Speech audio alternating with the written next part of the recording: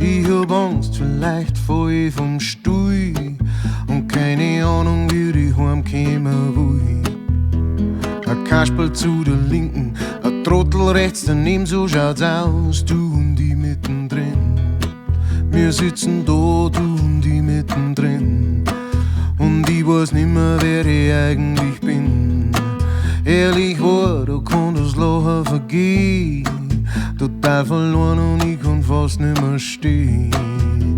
Ein Kasperl zu der Linken, ein Trottel rechts daneben, so schaut's aus, du und ich mittendrin.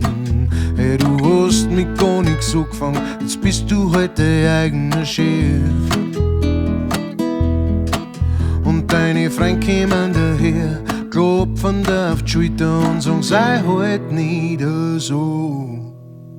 Sei halt nicht so.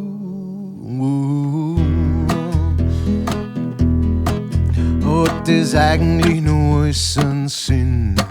Für mich nicht wirklich, wenn ich ehrlich bin.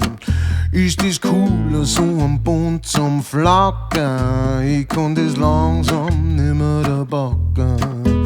Ein Kasperl zu der Linken, ein Trottel rechts daneben, so schaut's aus, du und ich mittendrin. Hey, du hast mich gar nix so gefangen, jetzt bist du halt dein eigener Chef. Und deine Freunde kommen daher und klopfen dir auf die Schulter und sagen, sei halt nicht so. Sei halt nicht so.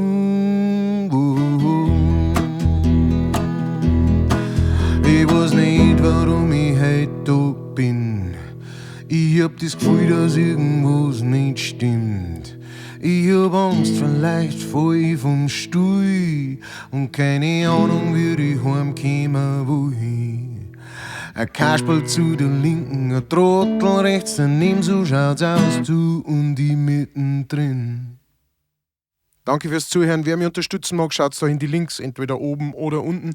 Und hier kommen meine Patreons, die mich sehr fleißig schon unterstützen. Danke dafür. Pfiat euch.